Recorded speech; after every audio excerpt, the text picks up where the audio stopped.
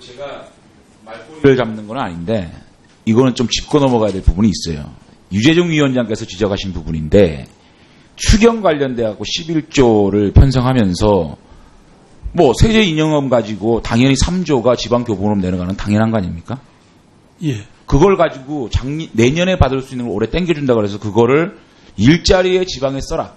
이렇게 얘기한다 그래서 11조가 전부 다 일자리를 위한 예산이다? 이렇게 얘기하는 거는 대통령께서도 그걸 너무 정치적으로 지금 워딩을 하시는 거예요. 그런데 그런 거를 가지고 오죽 답답하면 내년 예산을 땡겨주니까 일자리를 만들으라고 얘기하는 거 아니냐.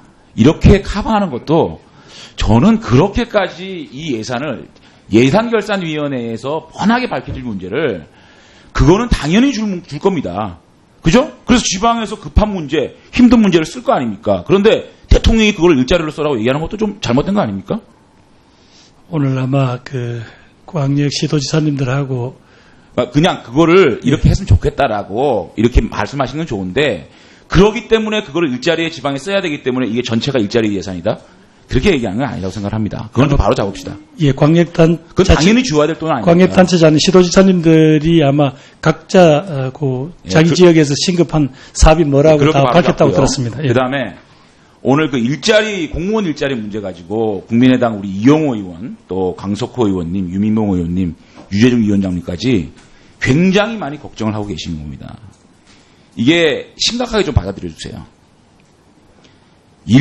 좋은 일자리, 공무원 일자리 만드는 것은 가장 쉬운 방법이라고 생각합니다. 하지만 가장 위험한 방법이라고 생각합니다.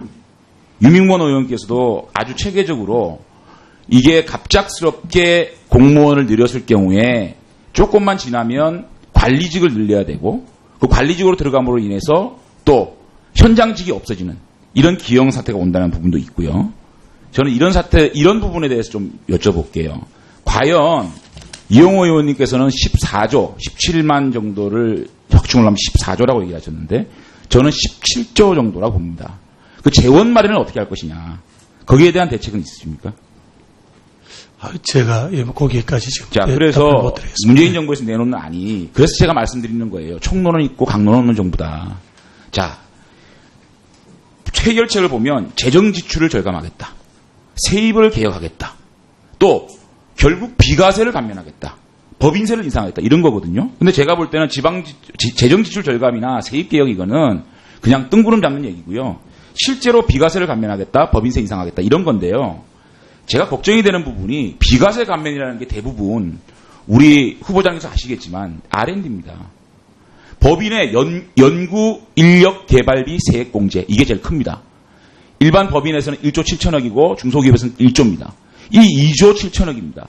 이거를 연구 개발비 R&D를 과세를 해가지고 공무원 일자리를 늘리겠다? 그 다음에 큰 거는 연구 인력 개발 설비 투자에 이거를 비과세를 하고 있는 겁니다. 자, 설비 투자까지 과세를 해가지고 재원을 받아서 공무원 일자리 늘리겠다? 그 다음에 고용창출 투자 세액 공제가 있습니다. 근로자 복지 증진 시설 투자 고액. 그 다음에 중소기업 투자 세액 공제. 기업 어음제도 개선 시작 세액 공제. 주로 이 법인의 세액 공제는 R&D나 설비 투자 또는 중소기업, 대기업 상생 자금 이런 것들을 주로 비과세를 해주거든요. 이거를 과세를 하겠다? 지금 나오는 방법, 재원을 확보할 수 있는 방법은 가장 현실적인 게 법인세 인상과 비과세 감면입니다. 법인세 인상을 어느 정도 시켜서 현실화시킬지 모르겠어요. 그거는 나중에 또 논의를 하기로 하고 비과세 감면을 해가지고 14조 만들겠다? 이 기업 죽이기 아닙니까? 그러니까 방법은 없는데 자 공무원 일자리 늘리겠다. 이런 것에 대해서 정말 한번 후보자께서 대통령과 또 관계부처하고 머리를 맞대고 이 부분은 실질적으로 한번 다시 한번 계산해 봐야 됩니다. 그 부분을 장관 후보자께서 책임 장관으로서 이 부분에 대해서 명확한 어떻게 재원을 마련해서 공무원 일자리를 늘릴 것인에 대해서 가지고 오지 않으면 이 부분에 대해서 올 연말에도 아마 예산 책정할 때 국회와 특히 우리 걱정하는 야당과 상당한 충돌이 있을 거다 이런 생각이 듭니다. 이 부분에 대해서 좀 말씀을 해 주십시오.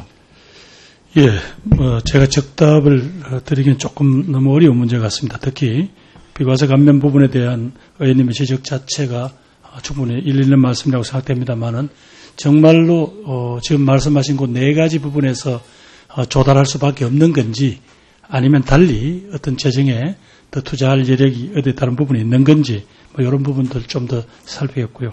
특히 의원님 말씀하신 대로 어차피 예결이 오면 이게 충분히 그 재원 점출 방안에 대해서 토론하실 건 아닙니까? 그 과정에서 아까 의원님의 이런 지적들 또 실질적으로 법인세 인상이 현실적으로 가능할 만큼 우리 기업들 사정이 좋으냐? 물론 저는 뭐 야당에 있을 때는 기본적으로 법인세가 다시 25%로 돌아가는 게 저는 뭐 옳다고 주장해 왔던. 법인세 인상을 반대하는 건 아닙니다. 네네. 하여튼 뭐 그런 부분들을 전부 반영하도록 하겠습니다. 다음은 수고했습니다. 다음은 더불어민주당의 진선미 의원님.